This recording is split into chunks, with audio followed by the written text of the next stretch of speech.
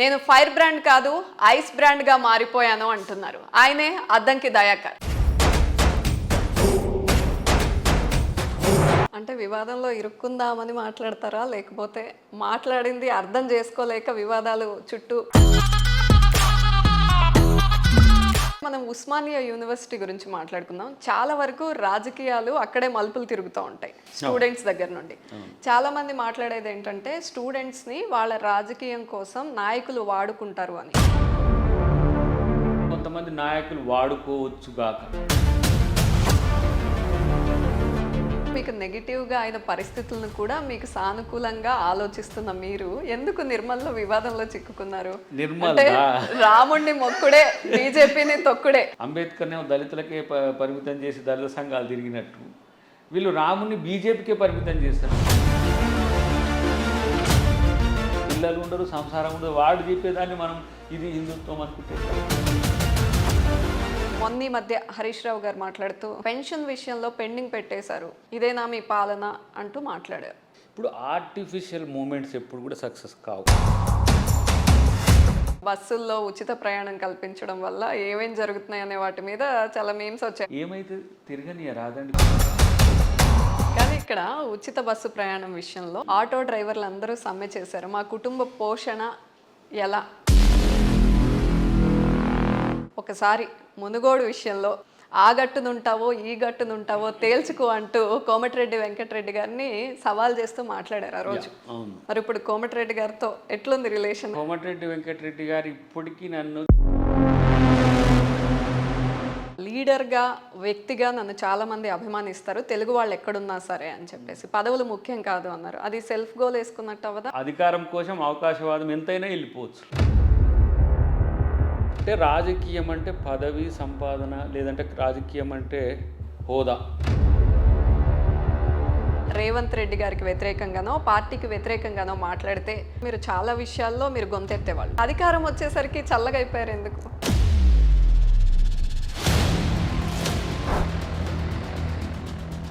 నమస్తే, నేను దీప. నేను ఇప్పుడు ఇంటర్వ్యూ చేయబోయే వ్యక్తికి కాంగ్రెస్ పార్టీలో ఫైర్ బ్రాండ్ అనే పేరుంది, కానీ నేను ఫైర్ బ్రాండ్ కాదు ఐస్ బ్రాండ్గా మారిపోయాను అంటున్నారు. ఆయనే అద్దంకి దయాకర్. ఈ మధ్యన ఆయన పేరు ఎమ్మెల్యే కోట ఎమ్మెల్సీ ఎన్నికల్లో చాలా బలంగా వినిపించింది, కానీ లాస్ట్ మినిట్లో అది చేజారిపోయింది. మరి నెక్స్ట్ ఆయన రూట్ ఎటు? అసలు ఆయన గోల్ ఏంటి కాంగ్రెస్లో? ఇలా ఆయన్నే అడిగి బోల్డన్ని విషయాలు తెలుసుకుందాం. నమస్తే అద్దంకి దయాకర్ గారు. నమస్తే దీప గారు. ఎలా ఉన్నారు? ఎలా ఉన్నట్టు అనిపిస్తున్నా? 3 వివాదాలు, 6 వార్తలతో ఎప్పుడు నిత్యం ట్రెండింగ్లో ఉంటారు. ఏంటో నేను మాట్లాడితే వివాదాలు ట్రెండింగ్కి వస్తున్నాయి, ఏం చేద్దాం? అంటే వివాదంలో ఇరుక్కుందామని మాట్లాడతారా, లేకపోతే మాట్లాడింది అర్థం చేసుకోలేక వివాదాలు చుట్టూ మీ మాటలు? నేను మాట్లాడేదాన్ని వివాదం చేయాలనుకునేటోళ్ళు చేస్తారు సమ్టైమ్స్. అది కూడా మరొక మంచికి. అంతేనా?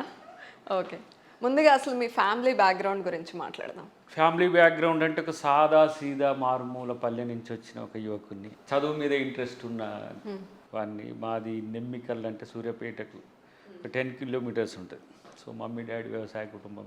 10th వరకు ఇప్పుడు నా నియోజకవర్గం నూతన్కల్లో చదువుకున్నా.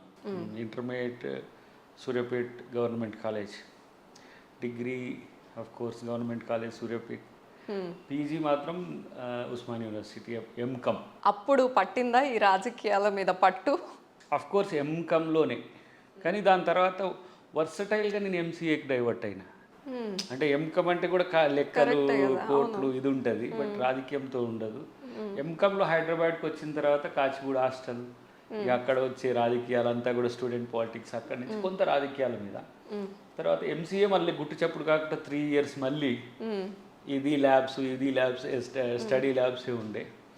సో ఎల్ఎల్బి అప్పుడు మాత్రం జరిగే రాజకీయాల వైపు ఎక్కువ. ఎల్ఎల్బి సుల్తాన్ ఉలూమ్ కాలేజ్, ఎంసీఏనేం సెయింట్ ప్యాట్రిక్స్ మన నల్లకుంట. చాలా డిగ్రీలు చేసేసారు, చాలా పీజీలు చేశారు. డాక్టరేట్ కూడా. అదే అంటున్నా, అందుకనే ఆ చదువు మీద ఇష్టం, ప్యాషన్. అది నాకు బాగా ఇష్టం. అంటే మళ్ళీ ఇప్పుడు పోస్ట్ డాక్టరల్ కూడా చేస్తాను. అంటే చదువుతో ఏదైనా సాధించవచ్చు అని చదివారా? చదువు అంటే ఇష్టంగా చదివారా? చదవడం వల్ల మనల్ని మనం ఎన్రిచ్ చేసుకోవచ్చు, లైఫ్ని ఎన్రిచ్ చేసుకోవచ్చు, మైండ్ని ఎన్రిచ్ చేసుకోవచ్చు, ఎకనామికల్గా ఎంపవర్ కావచ్చు. బట్ అట్లా అన్నిటి పక్కన పెట్టి కామర్స్ చేసి అకౌంటెంట్ కాలేదు, ఎంసీఏ చేసి సాఫ్ట్వేర్ ఇంజనీర్ కాలేదు, లా చేసి ఏ రోజు ఒక రోజు కోర్టు వేయలేదు, డాక్టరేట్ ఏ రోజు ఒక క్లాస్ తీసుకోలేదు. బట్ పెద్ద మాస్ లీడర్గా ఎదిగారు కదా. But I'm for the people. నేను ప్రజల కొరకు, అంటే నన్ను నేను డిఫైన్ చేసుకున్నప్పుడు నేను పబ్లిక్ లైఫ్కి ఎక్కువ ఉపయోగపడతా అనుకున్నా కాబట్టి నేను రాజకీయాలకు వచ్చిన. అఫ్ కోర్స్ రాజకీయాలకు వస్తాగని కూడా అనుకోలే. చాలాసార్లు చెప్తుంటా ఐఎమ్ యాక్సిడెంటల్ పొలిటీషియన్ అని. అంటే మూమెంట్ టర్న్ పొలిటీషియన్ నేను. ఓకే. తెలంగాణ మూమెంట్లో ఆల్మోస్ట్ ఆల్ 2004 నుంచి 14 వరకు 10 years కంప్లీట్గా నేను మూమెంట్లో ఉన్నా. కొండ లక్ష్మణ్ బాపూజీ గారు, తర్వాత తెలంగాణ ఐక్య కార్యాచరణ కమిటీ, తర్వాత జేఏసీ కోదండరామ్ గారు, కేసీఆర్ గారు అంతా చేసింది. ఇక తర్వాత కొంత ఫెమిలియర్ వచ్చిన తర్వాత రాజకీయాలకు రావాలని పార్టీ నుంచి, కాంగ్రెస్ పార్టీ నుంచి ఇన్విటేషన్ ఉంది. ప్రత్యేకించి మేడం గాంధీ పెద్ద ఆమె, మేము కలిసినప్పుడు కంపల్సరీ నువ్వు కాంగ్రెస్లో రావాలి, చిన్న పిల్లగానే ఉన్నావు, మంచి ఫ్యూచర్ ఉంటుంది, I will give you opportunity అంది. అంటే కొంచెం ఆమె ఇచ్చి తెలంగాణ ఇచ్చినాక మాకెందుకు ఒక మదర్హుడ్ ఆమె మీద. అంటే మీకు ఎవరితో అయినా ఈ మాట చెప్పించారా, డైరెక్ట్ ఫేస్ టు ఫేస్ తనే డిస్కస్ చేశారా సోనియా గాంధీ? మేము కలిసినాం తనని.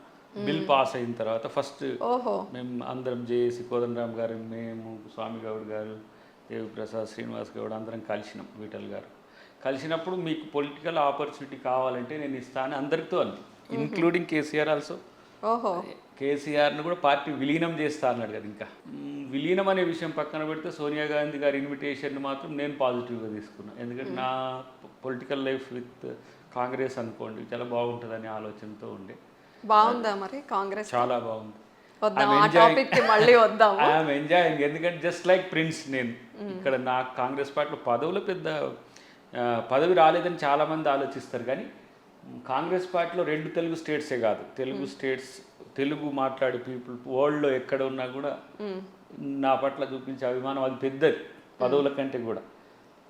ఎమ్మెల్యే, ఎంపీ, మంత్రి ఇట్లాంటివి చాలామంది అవుతారు. బట్ దయాకర్ అవడం అనేది అయితే కొంచెం ప్రౌడ్గానే ఉంది. అంటే దయాకర్ను ప్రజలు రిసీవ్ చేసుకునే తీరు నేను అట్లా అప్లై చేసుకున్నానేమో, నేను అట్లా మోడిఫై చేసుకున్నానేమో. బట్ దీన్ని కొనసాగిస్తే చాలు, పదవులు వస్తాయి, అవే వస్తాయి అట్లా. So happy. అయితే మనం ఉస్మానియా యూనివర్సిటీ గురించి మాట్లాడుకుందాం. చాలా వరకు రాజకీయాలు అక్కడే మలుపులు తిరుగుతూ ఉంటాయి స్టూడెంట్స్ దగ్గర నుండి. చాలా మంది మాట్లాడేది ఏంటంటే స్టూడెంట్స్ని వాళ్ళ రాజకీయం కోసం నాయకులు వాడుకుంటారు అని. మీరు ఒక ఉస్మానియా స్టూడెంట్లో చదివిన విద్యార్థిగా మీరు చూసిన విషయాలు ఏంటి? నిజమేనా ఇదంతా? మూమెంట్ ఉస్మానియా యూనివర్సిటీని వాడుకుంటాయి. ఏ మూమెంట్ అయినా సరే, అది సోషల్ మూమెంట్ అయినా, తెలంగాణ మూమెంట్ అయినా. ఉస్మానియా ఏంటంటే ఫ్లెక్సిబుల్ యూనివర్సిటీ. స్టడీకి స్టడీ ఉంటుంది, మూమెంట్కి మూమెంట్ ఉంటుంది, లైఫ్కి లైఫ్ ఉంటుంది. ఇక అది ఒక రకమైన అమ్మ తర్వాత అమ్మ లాంటిది ఉస్మానియా. అంటే ఒక రకంగా అమ్మ కంటే పెంచేది ఉస్మానియా. చాలామంది స్టూడెంట్స్లో ఉన్నాయి, తెలంగాణ కాదు ఆంధ్రప్రదేశ్లో చాలామంది కూడా ఉస్మానియా యూనివర్సిటీ ఇంజనీరింగ్ కాలేజ్ కావచ్చు, కామర్స్ కావచ్చు, ఆర్ట్స్ కావచ్చు, సైన్స్, ప్రతి స్టూడెంట్ ఇక్కడ ఉస్మానియాలో ఉన్న వాళ్ళు ఫీల్ అయ్యేది ఏంటంటే అమ్మ ఒడిలో ఉన్నంత ఫీలింగ్ ఉంటుంది. అంటే అమ్మ ఏ ప్రొజెక్షన్ ఇస్తుందో అటువైపు డైవర్ట్ అవుతారు. ఒకరు అమెరికాకు పోతారు, ఒకరు లండన్ పోతారు, ఒకరు ఆస్ట్రేలియా పోతారు, ఒకరు మూవ్మెంట్కి పోతారు, ఒకరు లీడర్ అవుతారు, ఇట్లా ఉంటుంది. సో తన ప్రొడక్షన్ మొత్తం కూడా వరల్డ్ వైడ్ చేస్తారు. ఏదైనా ధర్నాలు చేయాలన్నా, ఏదైనా ఫైట్ చేయాలన్నా ఫస్ట్ ఉస్మానియా స్టూడెంట్స్ ముందుకు వస్తారు. అంటే అక్కడ లీడర్స్ కానీ 5,000 to 6,000 పీపుల్ ఉంటారు. ఇంట్రెస్టెడ్ కమ్యూనిటీ అక్కడ ఉంటుంది. ఒక మూమెంట్ మీరు ఒక లేడీస్ మూమెంట్ చేసింది అనుకోండి, అక్కడ దాదాపు ఒక 2,000 పైచిలకు అమ్మాయిలు ఉంటారు, లేకపోతే ఉమెన్స్ ఉంటారు. వాళ్ళు అక్కడి నుంచి అవేర్ అయిన కమ్యూనిటీ కాబట్టి ఇమ్మీడియట్గా రెస్పాన్స్ అక్కడి నుంచి వస్తుంది. అదొకటే కాదు, 18 యూనివర్సిటీస్ ఉన్నాయి ఇక్కడ.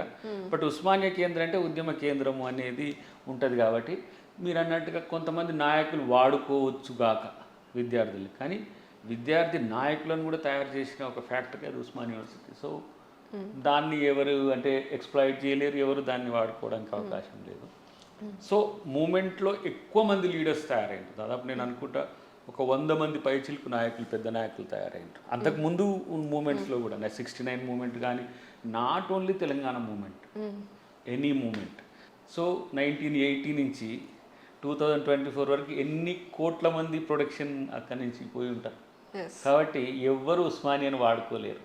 ఉస్మానియా సమాజ అవసరాల కొరకు తన విద్యార్థుల్ని సమాజానికి ఇస్తుందని నేను అనుకుంటాను. అక్కడ కూడా మరక పడకుండా చాలా క్లియర్గా చెప్పారు. మరకేంటి అసలు మరక కానే కాదు, ఎందుకంటే ఆ ఫీల్ ఉంటుంది.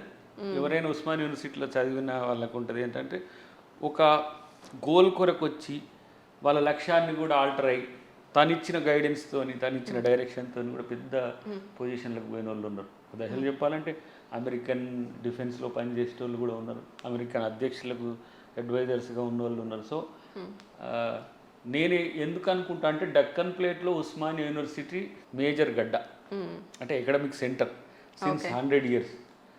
సో ఇక్కడ గ్రాస్పింగ్ పవర్ కానీ లేకపోతే అది ఇచ్చే ఏమంటాం అకాడమిక్ కెరీర్ కానీ చాలా గొప్పగా ఉంటుంది అది. అందుకని ఇంతవరకు కూడా వరల్డ్లో ది బెస్ట్ 10 యూనివర్సిటీస్లో ఉస్మానియా యూనివర్సిటీ ఉన్నది. కొన్నిసార్లు న్యాక్ వస్తుంది పోతుంది కొన్ని కెరీర్, ఈ మధ్య కొంచెం అది తగ్గింది. దాన్ని ట్యూన్ మళ్ళీ క్వాలిటేటివ్గా పెంచాల్సిన అవసరం మా ప్రభుత్వానికి ఉందని నేను అనుకుంటాను.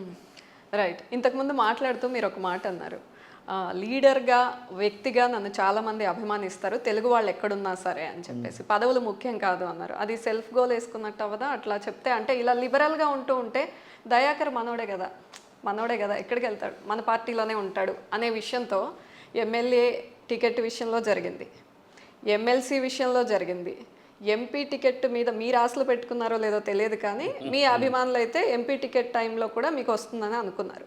ఇవన్నీ చూసినప్పుడు మనం ఇంత లిబరల్గా ఉండకూడదు, కొంచెం స్ట్రిక్ట్గా బిహేవ్ చేయాలనిపించలేదా ఇప్పుడు? కొంచెం నన్ను చూస్తే కొంత ఏదో కనిపించట్లేదా జనానికి, అంటే ఫక్త్ పొలిటీషియన్గానే కనబడుతున్నాను నేను అనేది నేను ఎప్పుడు అనుకుంటా.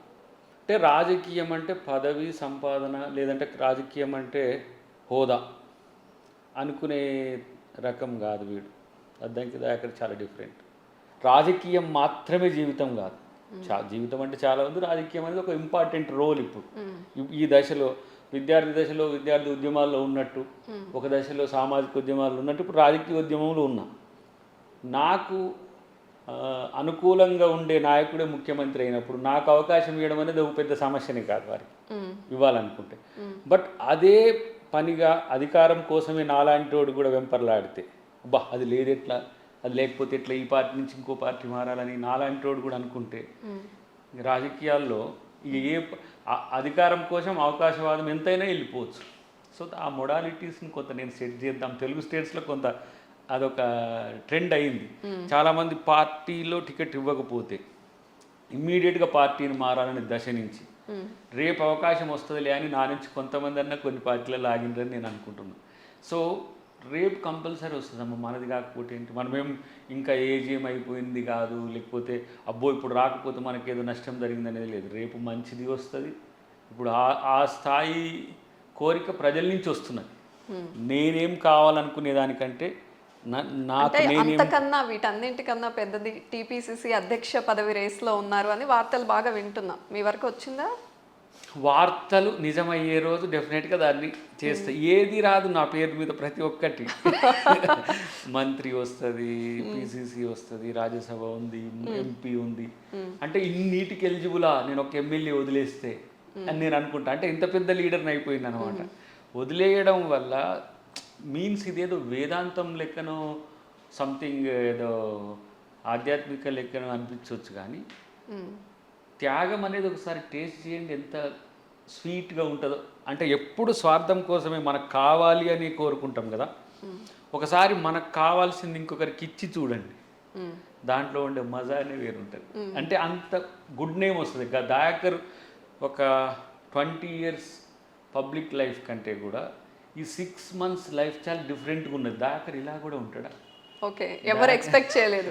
అంటే ఫైట్ చేస్తారు, ఆయనకి ఒక పదవి రాకపోతే ఫైటింగ్ ఉంటుందని ఎక్స్పెక్ట్ చేసిన వాళ్ళకి వేరే ఆన్సర్ చూపించారు మీరు. చాలా మంది మనలో ఫైర్ బ్రాండ్స్ అని 2 నిప్పులు పెడతారు ఇట్లా ఇంతకు ముందు. ఇప్పుడు ఇంకేంది మేము అన్నారు మీరు ఫైర్ బ్రాండ్ యాక్చువల్గా, కానీ ఇప్పుడు ఐస్ బ్రాండ్ అయిండు. ఎందుకు అట్లా? అధికారం వచ్చేసరికి చల్లగా అయిపోయారు ఎందుకు? మనమే ఇప్పుడు బాధ్యతలో ఉన్నాం కదా, మనమే ప్రజలకు సేవ చేయాల్సిన పరిస్థితిలో ఉన్నాం, మనమే మోడల్గా ఉండాల్సిన అవసరం ఉంది. ప్రభుత్వం పథకాలను రేపు అమలు కోసం ప్రచారం కోసం నాలాంటి వాడు చాలా ఇంపార్టెంట్. ఇంకోటి, ప్రతిపక్షంలో ఉన్నప్పుడు ప్రజా సమస్యల కొరకు ఫైర్ అవ్వడంలో అర్థం ఉంటుంది, అధికారంలోకి వచ్చినప్పుడు సావధానంగా ప్రజల సమస్యలు వినడంలో మనుషుల స్తబ్దంగా ఉండడం. దాని బ్రాండ్ నేమ్ నేను ఎందుకంటే ఐస్ బ్రాండ్ అని ఎందుకంటున్నా అంటే వినాలి. మనం ప్రతిపక్షంలో ఉన్నప్పుడు ప్రజల తరపున కొట్లాడాలి, వాళ్ళ గొంతు చిన్నగా ఉంటుంది. ప్రజల గొంతు చిన్నగా ఉన్నప్పుడు మనం ఎక్కువగా మాట్లాడాలి, ప్రజలు మాట్లాడుతున్నప్పుడు మనం అధికారంలో ఉన్నప్పుడు చిన్నగా వినాలి, వినమ్రతతో ఉండాలి, ఇది అనుకుంటా నేను. సో నేను పొజిషన్లో లేకపోయినా I'm in the power zone. So నేను మంత్రులకు కానీ లేకపోతే ముఖ్యమంత్రి గారికి కానీ కలిసినప్పుడు కొన్ని విషయాలు చెప్పే అవకాశం కూడా ఉంటుంది, సమస్యల విషయంలో, ప్రజా సమస్యల అంశంలో. అలాంటప్పుడు మనం సావధానంగా వింటే బెటర్. ఇప్పుడు నేను ఎదురుదాడు ఫైర్ బ్రాండ్ లెక్క ప్రతిపక్షం మీద నేను ఎగిరిన అనుకోండి, ఎంత చాండాలంగా ఉంటుంది. అంటే ప్రతిపక్షం అనే వాటిని వినడం, లేకపోతే ప్రజా సంఘాలు, కుల సంఘాలు, ఇంకెవరు అనేదాన్ని వినడం, దాన్ని నేరుగా అధికార గణానికి నేను దాన్ని చేరవేయడం, వీలైన ఆఫీసర్లతో చెప్పడం, వాటిని పరిష్కరించడం చేస్తే అధికారం ఉన్న వాళ్ళకు ఉంటుంది. కానీ వాళ్ళు ఇట్లా కయ్యమంటే మనం ఎగిరినాం అనుకోండి, దానికి అర్థం ఉండదని నేను అనుకుంటున్నాను. రైట్. అయితే అధికారం రాకముందు కాంగ్రెస్ పార్టీలో ఉన్నప్పుడు మీరు చాలా విషయాల్లో మీరు గొంతెత్తేవాళ్ళు. ఈవెన్ కాంగ్రెస్ పార్టీలో ఉన్న సీనియర్స్ ఎవరైనా రేవంత్ రెడ్డి గారికి వ్యతిరేకంగానో పార్టీకి వ్యతిరేకంగానో మాట్లాడితే ఒకసారి మునుగోడు విషయంలో ఆ గట్టునుంటావో ఈ గట్టునుంటావో తేల్చుకో అంటూ కోమటిరెడ్డి వెంకటరెడ్డి గారిని సవాల్ చేస్తూ మాట్లాడారు ఆ రోజు. అంటే ఇట్లా కొన్ని విషయాల్లో మీరు గొంతెత్తారు. మరి ఇప్పుడు కోమటిరెడ్డి గారితో ఎట్లుంది రిలేషన్? అధికారం వచ్చాక ఎప్పుడన్నా మాట్లాడారా? కోమటిరెడ్డి వెంకటరెడ్డి గారు ఇప్పటికీ నన్ను చిన్న తమ్ముడు లెక్కనే చూస్తాడు. కోపాన్ని తెప్పించిన ప్రేమను తగ్గించలే. కోమటిరెడ్డి బ్రదర్స్ ఇద్దరు కూడా నాకు ఇద్దరు అంటే ఒక రకంగా పెద్దన్న లాగానే ఉంటారు. బట్ నేను అనడాన్ని మాత్రం అది వాళ్ళు ఒక రకంగా జీర్ణించుకోలేదు. మీరు మాట్లాడతారనే ఎక్స్పెక్టేషన్ అసలు లేదు వాళ్ళకి. స్టేట్లో కూడా నేను వారి మీద యాంటీగా మాట్లాడతాను ఎవరు అనుకోవాలి. పార్టీ ఇంట్రెస్ట్లో ఆ సందర్భంలో ఒక 2-3 ఇన్సిడెంట్స్ కూడా జరిగినాయి. ఇది కొంచెం అది బహిరంగ సభ కావడం, అందరూ లైవ్లు పెట్టడం, నాది అది మెసేజ్ క్యారీ కావడం, అందులో పొలిటికల్ జంక్చర్లో క్రూషియల్ జంక్చర్ అది మునుగోడు ఎన్నిక అనేది. సో అంతకుముందు కొన్నిసార్లు జగ్గారెడ్డి గారు మేము కలిసినప్పుడు కొంత వాగ్వాదం అనుకోవచ్చు. అంతకుముందు కొన్ని సందర్భాల్లో ఉంది. బట్ నేను ఎప్పుడు బీజేపీ బీఆర్ఎస్ లీడర్స్ మీదనే ఎక్కువ కౌంటర్స్ ఉంటాయి మామూలుగా. మా పార్టీ వాళ్ళని అనడం అనేది ఎందుకంటే అప్పుడు కనుక పార్టీ సెటరేట్ కాకపోతే ఇంకా అధికారం లేదు. మునుగోడులో జరిగిన సంఘటన తర్వాత మీకు ఇంకెక్కడ కూడా ఇంటర్నల్ ఇష్యూస్లో 4 walls దాటి రాలే వాయిస్. ఇంకా మీరు వేసుకోవచ్చు, మీడియా వాళ్ళు వేస్తారు. అంటే మీకే సెల్ఫ్ రియలైజేషన్ వద్దు ఇంకా అనుకున్నారా, లేకపోతే రేవంత్ రెడ్డి గారు ఏమన్నా వద్దు కొంచెం కంట్రోల్లో ఉండాలి? రేవంత్ రెడ్డి గారు ఎప్పుడు ఇది మాట్లాడమని ఇది మాట్లాడొద్దని ఎప్పుడు చెప్పారు నాకు. లేకపోతే ఈ ఫలానా వ్యక్తి టార్గెట్ చేయని చెప్పే స్థాయి నాయకుడు కాదు. లేకపోతే సమెక్స్ ఎవరో వ్యతిరేకం మాట్లాడుతున్నారు అనుకోండి, దయాకర్ జర అది చూడని చెప్పే రకం కాదు. కానీ బయట ప్రచారం మాత్రం అంతా రేవంత్ రెడ్డి గారు అనుకున్నది దయాకర్ గారు అమలు చేస్తారు అనేవి ఎక్కువగా షికారు చేస్తారు. అంటారు కానీ రేవంత్ రెడ్డి గారు ఎప్పుడు అట్లా చేయడు. పార్టీ సరైన నిర్దేశకత్వంలో ఉండాలనుకున్నప్పుడు నాకే అపరిచితుడు చెప్తుంటాడు, వాడు ఇప్పుడు కూల్గా ఉండొచ్చు కాక సమ్ టైమ్స్ ఒకవేళ కనుక. ఎందుకంటే 10 years కొట్లాడిన తర్వాత కొట్లాడే రోజు ఎవరూ ఉండలేదు. కొట్లాడేటప్పుడు కొంతమంది ఉంటున్నాం, వాళ్ళు డిస్టర్బ్ చేస్తున్న క్రమాన్ని మాత్రం నేను కొంత అసహనంగా ఫీల్ అయిన రోజులు ఉన్నాయి. పవర్ వస్తే ఎంజాయ్ చేసుకోండి, మంత్రులుగా ఉండండి, ఎమ్మెల్యేలుగా ఉండండి, ఎంపీలుగా ఉండండి. ఇప్పుడు కొత్తగా చాలామంది వచ్చి ఎమ్మెల్యేలు ఎంపీలు మా ముందు అయితే ఎంజాయ్ చేయండి మీరు పవర్ని. ఎందుకు కాంగ్రెస్ అధికారంలోకి రావాలనే నా స్వార్థం. దానికి నాయకుడిగా ఒకరోజు ఉత్తమ్ గారు ఉన్నారు, వారిని సమర్థించినట్టుగానే రేవంత్ రెడ్డి గారు పీసీసీగా ఉన్నారు కాబట్టి వారిని సమర్థించడం అనేది నా విధి. ఆ రోజు అధికార ప్రతినిధిగా ఉన్నా, ఈ రోజు జనరల్ సెక్రటరీగా ఉన్నా, రేపు కార్యకర్తగా ఉన్నా, కాంగ్రెస్ ఏమనాలి దాన్ని సైనికునిగా ఉండడానికి దయాకర్ ఎక్కువ ఇష్టపడతాడు. ఎందుకు రేవంత్ రెడ్డి గారు ఏదో అనమంటే వెంకటరెడ్డి గారిని ఏదో అనే ప్రయత్నం చేసిన చాలామంది మీడియా కథనాలు వచ్చినాయి. ఎందుకు నేను రేవంత్ రెడ్డి గారు కొంచెం క్లోజ్గా ఉంటాం కాబట్టి. అట్లాంటి వెంకటరెడ్డి గారి కంటే ఎక్కువ క్లోజ్గా ఉన్నానా నేను? వెంకటరెడ్డి గారు మా నియోజకవర్గం అంటే భువనగిరి ఎంపీ, తుంగతుర్తి నా ఓన్ కాన్స్టిట్యున్సీ. వ్యక్తిగత రిలేషన్స్ కూడా చాలా వెంకటరెడ్డి గారితో ఎక్కువనే ఉంటాయి. ఆయన కొంచెం బోళా మనిషి కదా, ఏదైనా ఉంటే అనేస్తారు కదా, ఏం దయాకర్ అట్లా అన్నావు ఏంటి అని అనలేదా? అన్నాడు. తర్వాత చాలా పాజిటివ్గా కూడా ఉన్న సంఘటనలు చెప్పిన నేను. మీన్స్ దీపాదాస్ గారు కలిసినప్పుడు దయాకర్ మా తమ్ముడు, వీడు ఒక కోపం వచ్చినప్పుడు నన్ను తిట్టిండు. ఎందుకో వానికి టికెట్ రాలేదు, బట్ త్యాగం చేసిండు, మనం తనకు మంచి అవకాశం ఇవ్వాలమ్మా అని అంటే ఇక నవ్వింది దీపా గారు. అప్పుడు ఇంకా జనరల్ సెక్రటరీ ఇన్ఛార్జ్ కాలేదు, తనే పిలిచి చెప్తున్నాం మీకు. చాలామంది ఏమంటారంటే వెంకటరెడ్డి గారే ఇదేదో చేయొచ్చు, లేకపోతే ఇంకా తన వ్యతిరేకులు ఎవరు చేయొచ్చు అని. నా అవకాశం అనేది ఒక రకంగా నాతోనే ముడిపడి ఉంది. ఎట్లా అది? మీరు కోరుకుంటే గట్టిగా కావాలనుకుంటే వస్తుంది అని చెప్తున్నారా? మొన్న కూడా ఎమ్మెల్సీ ఇష్యూలో బీసీకి ఇవ్వాల్సిన అవసరం వస్తున్నది, బీసీకి టికెట్లు ఇవ్వాలి ఎక్కువ, అంటే మీన్స్ ఇచ్చిన వాళ్ళు ఎక్కువ ఓటమి అంటే మహేష్ కుమార్ గౌడ్ గారి విషయం చెప్తున్నా అట్లా ఉంది. తర్వాత ఎంపీది కూడా నాది చర్చలో ఉండే, నాకంటే చిన్నవాడే కోర్స్ అనిల్ వచ్చింది, ఆయన కూడా హ్యాపీగా ఫీల్ అవుతాం. ఎందుకంటే రేపు నాకు ఇవ్వడానికి పెద్ద సమస్య కాదు, రేవంత్ గారికైనా పార్టీకైనా. తర్వాత వెంకట్ వచ్చింది మన ఎన్ఎస్వి, చాలా మేము కొట్లాడిన దాంతో సరిగా కొట్లాడి చాలా దెబ్బలు తిన్నారు. సో కాబట్టి ఎవరికి దీంట్లో ఎలిజిబుల్ కాదు అనటానికి అవకాశం ఉంది. సరే దయాకర్ కంటే ఎక్కువ తక్కువ అనే విషయం పక్కన పెట్టండి, దయాకర్ను మనం సముదాయించవచ్చు, లేకపోతే సమాధానం చెప్పొచ్చు, రేపు అవకాశం ఇస్తామని కూడా కూల్ చేయొచ్చు అనే నమ్మకం వాళ్ళకు ఉన్నది. నేనేం గొడవ చేయను కదా. నేను అదే అడుగుతున్నాను, అట్లాంటి ఆలోచనే మీకు అఫెక్ట్ చేయట్లేదా అని. అంటే అధిష్టానం దృష్టిలో దయాకర్ మనోడే, మనం చెప్తే వింటారు అనే దానివల్ల ఇవన్నీ స్కిప్ అయిపోయి వస్తూ ఉన్నారు అనిపించలేదా ఒక్కరోజు? ఈ రోజు మిస్ అయింది, రేపు ఏదో పెద్దగా వస్తుంది కదా. ఇంకా చాలా హోప్ తో ఉన్నారు. ఓకే, చాలా హోప్. ఏంటి అసలు నాకు నష్టం జరుగుతుందని చెప్పాను, కానీ కొంచెం అభిమానులతో ఇబ్బందులు అవుతున్నాయి. నేను అంటే ఏంది, ఏదో ఒకటి కావట్లేదు, కాన్స్పరసీ ఉన్నదానే కోణం నుంచి అంటున్నప్పుడు నాకు నేను సెల్ఫ్ కాంట్రా కావట్లేను. కానీ నేను ఇక్కడ అధిష్టానంతోనో కానీ పైన కానీ చర్చలో ఉన్నా కదా. So they thinking allot. So అలాంటప్పుడు మనమేం పెద్దగా అదే వాళ్ళకు కూడా చెప్తున్నా. అనుకోకుండా మొన్న సిద్దిపేట సభలో మాత్రం నేను ఊహించలే. అఫ్కోర్స్ నేను వేదిక మీద ఉండడం వల్ల వారు ముఖ్యమంత్రి గారిని అడిగి ఉండొచ్చు ఎట్ ఏ టైం. వారు కూడా అంటే అది వాళ్ళ గొప్పతనం అనుకోండి. దానివల్ల ఏమైంది, ఇంకెక్కువ బాధ్యత పెరిగింది. ఏంటి, నేను దయాకర్ వేరు కాదు ఇట్లా అనడం వల్ల ఇంకా వీళ్ళకి నమ్మకం పెరిగింది, ఎవరైతే మనకు పదవి రావాలని కోరుకుంటారో. అనూహ్యంగా ఏంటంటే నేను ఎక్కడికి పోయినా ఇది సమస్య అవుతున్నది. నువ్వు ఆంధ్రాకు పో, తెలంగాణకు పో, ఎక్కడికి పోయినా ఇంకెప్పుడు సార్ అంటారు. తిరుపతి పోయినాం అనుకోండి, లైన్లో ఉంటే కూడా సార్ ఏమైంది అంటారు. అంటే అంత పెనిట్రేట్ అయింది ఇష్యూ.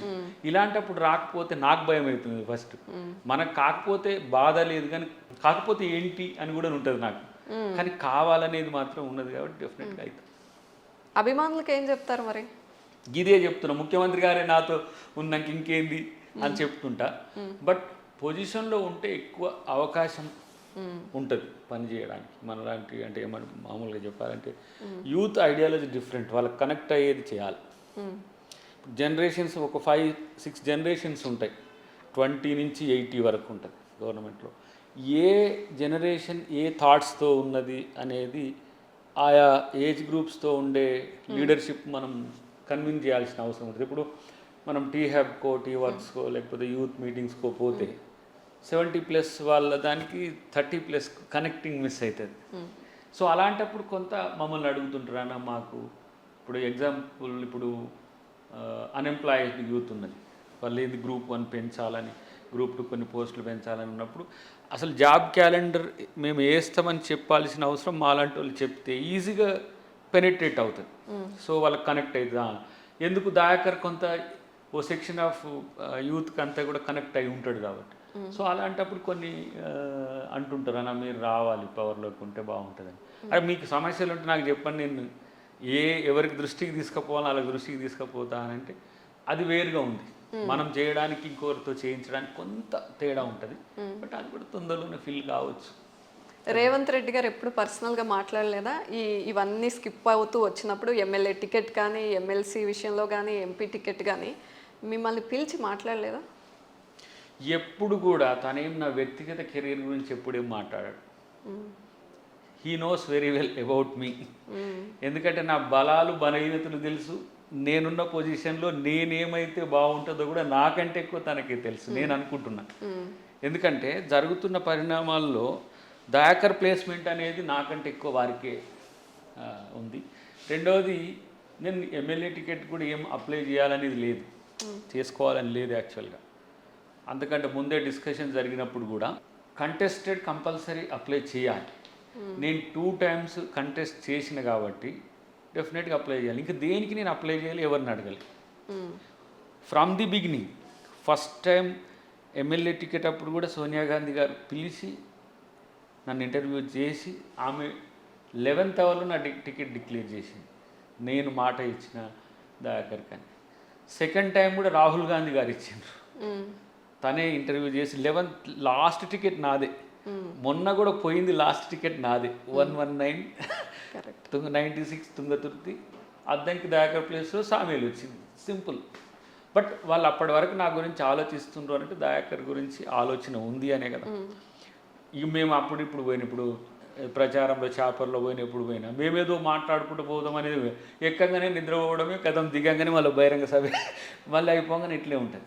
బట్ వారికి తెలుసు ఏం జరుగుతుందో, నా విషయంలో ఏం జరుగుతుందో వారికి తెలుసు. అంటే అందరు ఏమనుకుంటారు, రేవంత్ రెడ్డి గారే అంతా అనుకుంటారు. పార్టీ అధిష్టానం ఉంది, కింద పార్టీ నిర్మాణం ఉంది, ప్రతి దాంట్లో చర్చ జరుగుతుంది. చర్చ జరిగినప్పుడు మన అవకాశం గురించి చర్చ వచ్చినప్పుడు తన బాధ్యత తీసుకున్న పరిస్థితి కూడా నాకు తెలుసు. కాబట్టి నేను పెద్దగా పర్సనల్గా కూర్చొని ఎమ్మెల్సీ ఇట్లా, ఎమ్మెల్యే అట్లా, ఎంపీ ఇట్లా, నేను అది చేస్తా ఇది అనేమి ఉండదు. సో పూర్తి విశ్వాసంతో ఉన్నారు రేవంత్ రెడ్డి గారి మీద, మీ మీద మీకన్నా మీ గురించి ఆయనకే బాగా తెలుసు అనే నమ్మకంతో ఉన్నారు. జరుగుతున్న పరిణామాల్లో నేను ఎక్కువ నా కోసం నేను ఫైట్ చేయడం అనేది ఎక్కువ, నా కొరకు నేను కొట్లాడడం అనేది కూడా లేదు. వారు కూడా 1-2 సార్లు నేను ప్రయత్నం చేస్తా. తర్వాత పార్టీ మీద లాయల్టీతో, లీడర్ మీద లాయల్టీతోనే ఇది. నా గురించి రాహుల్ గాంధీ గారికి కూడా తెలుసు, కొన్ని విషయాలు తెలుసు. ఇంకొన్ని విషయాలు తెలియకున్నా రేపటి నాయకత్వం కొరకు మాలాంటి వాళ్ళం కొంచెం త్యాగాలను పెట్టుబడిగా పెడితే ఎక్కువ అవకాశాలు కూడా వస్తాయని నేను అనుకుంటా. బట్ అది ఇప్పుడు అంత స్టేట్ అంతా గుర్తించలేదు. దయాకర్ ఎప్పుడు అందరి మీద ఫైట్ చేస్తాడు, కొట్లాడతాడు ఇది అనేది. దయాకర్ సాక్రిఫైస్ కూడా గమనిస్తుంది. అదే ఇప్పుడు ఐస్ బ్రాండ్ అయిపోయారు. ఐస్ బ్రాండ్ అయిపోయినాయి. అయితే ఈ విషయాలన్నీ అబ్జర్వ్ చేసిన మందకృష్ణ మాదిగ గారు ఈ మధ్య మాట్లాడారు, కాంగ్రెస్ పార్టీ దళితులకి ఎలా న్యాయం చేస్తుంది చూస్తున్నాం పరిణామాలన్నీ అని పెద్ద స్టేట్మెంట్ ఇచ్చారు. చూసారా అది మాట్లాడారు? చూసినాను. నా గురించి కూడా మాట్లాడిండు, మీ పేరు తీసుకునే మాట్లాడారు. అయితే వారి యొక్క ఆలోచన బ్రాడర్ పర్స్పెక్టివ్లో ఉంటుంది. పార్టీ కొన్ని కన్స్ట్రెయింట్స్ ఉంటాయి. ఆయన మొత్తం యావత్ భారతదేశ దళిత సమాజం గురించి, బడుగులు, పీడితుల గురించి, అన్ని వర్గాల గురించి కొట్లాడతారు ఆయన. నాట్ ఓన్లీ క్లాసిఫికేషన్, ఏది దళిత్ అని కాకుండా ఉమెన్ రైట్స్ మీద కొట్లాడతాడు, వికలాంగుల కొరకు కొట్లాడతాడు. ఆ పర్సెప్షన్లో అనుండొచ్చు. దాన్ని ప్రభుత్వం కానీ, కాంగ్రెస్ పార్టీ కానీ, నాలాంటి వాళ్ళం కానీ తను బీజేపీకి సపోర్ట్ చేసినా మేము వ్యతిరేకంగా చూడం. ఒకవేళ మాకు వ్యతిరేకంగా స్టేట్మెంట్స్ వచ్చినా. కానీ ఈరోజు దళితుడే ఏఐసిసి ప్రెసిడెంట్ మల్లికార్జున ఖర్గే గారు, అదా భాజపాకు ఆ రోజు బంగారు లక్ష్మణ్ గారు, ఆయన 1 lakh చిన్న దాంతో ఆయనను జీవితకాలం మానసిక క్షోభతో చనిపోయేటట్టు చేసింది భాజపా. సో కాంగ్రెస్ పార్టీ ఏమైనా దళితులకు నష్టం చేస్తే రికన్సిలియేషన్ ఉంటుంది. నష్టం చేస్తే సపోజ్ ఇప్పుడు మనం మాదిగలకు కొంచెం తక్కువ అవకాశాలు ఇచ్చినాం, రేపు ఎట్లా దాన్ని ఫుల్ఫిల్ చేయాలని ఆలోచిస్తాం తప్పితే ఇక వాళ్ళని అట్లనే పక్కన పెట్టాలని ఉండదు. సో అట్లనే మందకృష్ణ గారిని స్టేట్మెంట్స్ అన్నీ కూడా ఇంక్లూడింగ్ నన్నే అన్నాడు, నీకే దిక్కు లేదు మాకేం చేస్తావు అని అన్నాడు.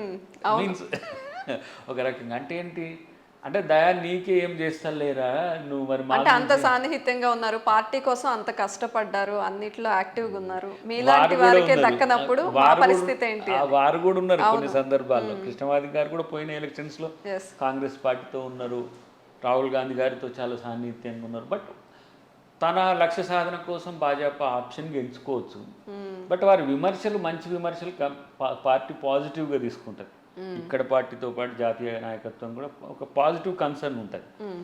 సో కాబట్టి కొన్నిటిని అంగీకరించి స్వీకరిస్తాం, కొన్నిటిని రాజకీయంగా చూస్తాం అంతే. రాజకీయంగా చూసే అంశంలో బీజేపీకి మద్దతు చెప్పే అంశం.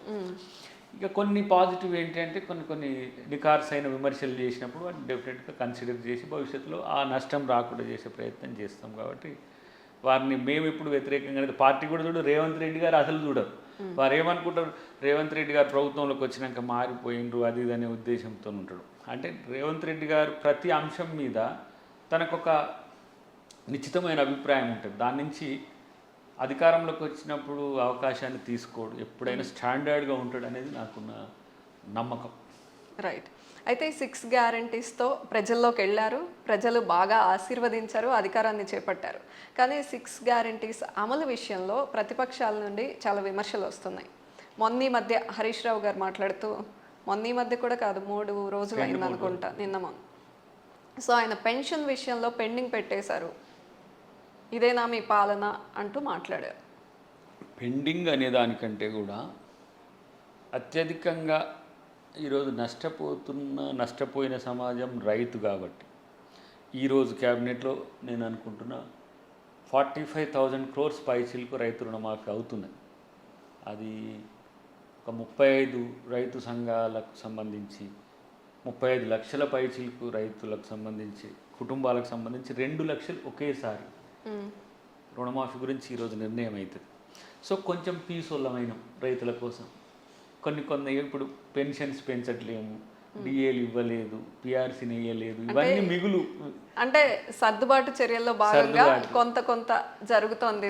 డిపార్ట్మెంట్ నుంచి మీరు కొంత ఇవ్వండి, మీరు కొంత ఇవ్వండి, మీరు కొంత ఇవ్వండి అని కొంత చేస్తున్నాం. డెఫినెట్గా రేపు ఆగస్టు తర్వాత కొన్ని రెవెన్యూస్ పెరుగుతాయి, పెరిగిన తర్వాత మళ్ళీ అన్నీ ఫుల్ఫిల్ అవుతాయి. ఇంకొకటి మేజర్ది ఏముందంటే మహిళకు మహాలక్ష్మి పథకం కింద ఒక 2,500 రూపీస్ అది వాగ్దానం ఉంది.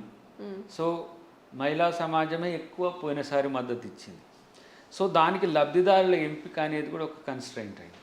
అంటే దిగువ మధ్య తరగతి తర్వాత ఆర్థిక పరిస్థితి ఇవి రెండింటిని చూసి ఇవ్వచ్చు. నేను అనుకుంటున్నా అవి కూడా ఒక 10 lakhs లోపు యూనిట్స్ అవుతాయి మోస్ట్ ప్రాబబ్లీ. కొంతమంది ఎలిజిబిలిటీకి దూరం అయిపోయేటోళ్ళు ఏంటంటే ఆర్థికంగా కొంత వెసులుబాటు ఉన్న వాళ్ళకే అందకపోవచ్చు ఈ దశలో, ఎందుకంటే ఆర్థిక లేమి ఉంది కాబట్టి. సో అది కూడా ఇంకా మంచి పథకం, అదొకటి మేజర్గా మిలిగి ఉంటుంది. దీని తర్వాత రైతు రుణమాఫీ తర్వాత Rythu Bharosa almost all complete చేసినాం. ఇంకా మేజర్గా ఈ ఆడపిల్లలకు స్కూటీలు ఒకటి ఉన్నాయి, అది మన అకాడమిక్ ఇయర్ స్టార్ట్ అయిన తర్వాత ఇంటర్మీడియట్ నుంచి పై వాళ్ళకి ఎవరు ఉంటారో వాళ్ళ ఎలిజిబిలిటీ. అది ఇవి కొత్తవి. మిగతా 6 గ్యారెంటీల్లో 12, 18 ఉంటాయి, వాటిని ఆల్మోస్ట్ ఆల్ ఫిల్ చేసినాం. మహిళలకు ఫ్రీ బస్ అనేది, బస్సెస్ పెంచాలి, ఎక్కువ డిమాండ్ పెరిగింది. చాలామంది ఈ మధ్య నేను చూస్తున్న సోషల్ మీడియాలో ఊర్లలోకి బస్సులు తక్కువ చేసిండ్రు అని, లేదంటే మాకు మెయిల్ బస్సెస్ వేయమని కొత్త డిమాండ్. ఇంతకుముందు ఫిమేల్ బస్సెస్ వేయాల్సింది పోయి ఇప్పుడు మేల్ స్పెషల్ బస్సెస్ వేయాలనే స్థితికి వచ్చింది. అంటే అది ఒక డెవలప్మెంటే. మీన్స్ డెవలప్మెంట్ అంటే మహిళ సాధికారితలో అదొక భాగం. అంటే ఊరికనే బస్సులు ఎక్కి తిరగరు కదా, ఎవరు కూడా బస్సులు ఎక్కి దిగాలని తిరగరు కదా పని. కానీ ఆ విషయం మీద చాలా మీమ్స్ వచ్చాయి. బస్సుల్లో ఉచిత ప్రయాణం కల్పించడం వల్ల ఏమేం జరుగుతున్నాయి అనే వాటి మీద చాలా మీమ్స్ వచ్చాయి. అవసరం ఉన్నా లేకపోయినా అలిగిన వాళ్ళు ఇంటికి వెళ్ళిపోవడానికి.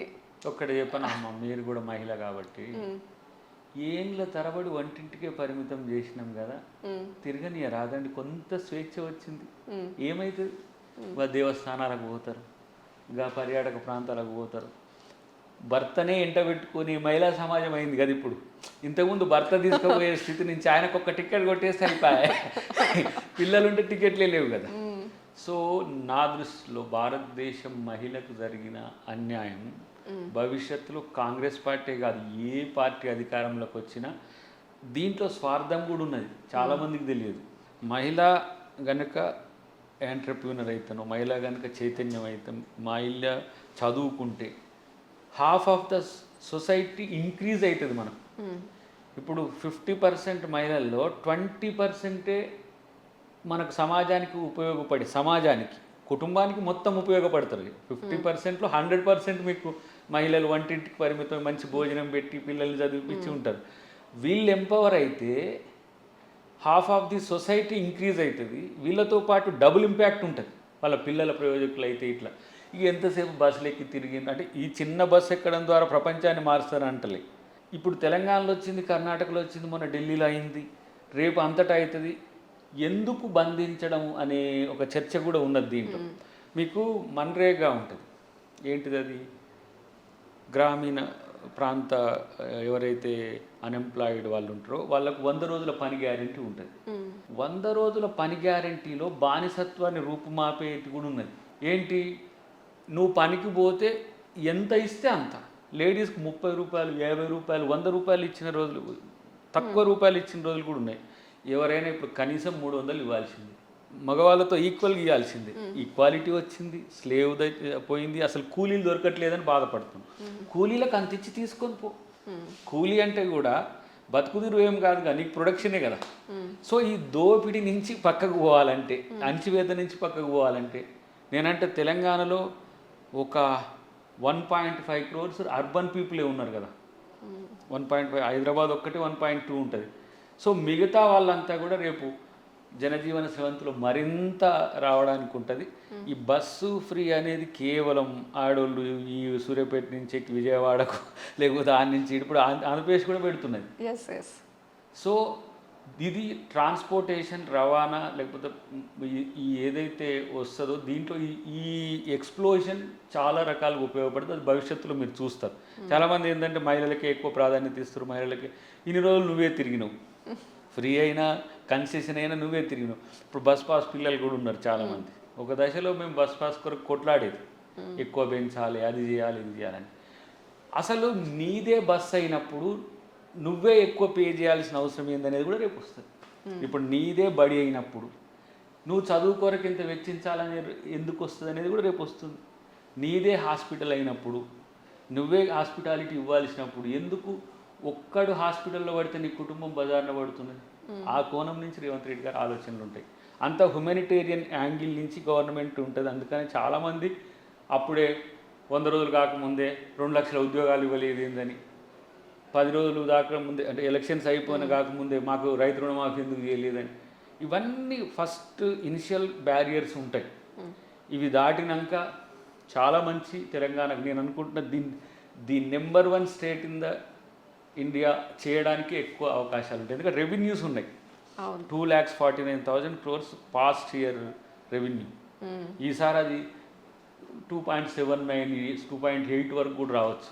సో ఈ అప్పుల దరిద్రాన్ని ఒక్కటి కనుక మనం పోగొట్టుకుంటే సౌభాగ్య తెలంగాణను మనం చూడవచ్చు. అందుకని పాజిటివ్ యాటిట్యూడ్తో, ఇంకా పెసిమిస్ట్గా ఉండకని ప్రతిపక్షాలకు కానీ ఎవరైతే ప్రభుత్వాన్ని విమర్శించే వాళ్ళకు మీ ద్వారా చెప్పాల్సి వస్తుంది. రైట్. కానీ ఇక్కడ ఉచిత బస్సు ప్రయాణం విషయంలో other side of the coin ఇంకొక విషయాన్ని లేవనెత్తారు. ఆటో డ్రైవర్లు అందరూ సమ్మె చేశారు. మా కుటుంబ పోషణ ఎలా, మాకు ఒక ఉపాధి కల్పించండి అంటే ఆ విషయాన్ని అసెంబ్లీ దాకా తీసుకొచ్చారు పాడి కౌశిక్ రెడ్డి గారు. ఆటోలోనే వచ్చి అసెంబ్లీ గేట్ వరకు వచ్చి ఆయన ఈ అంశాన్ని ఎట్లా చూస్తారు?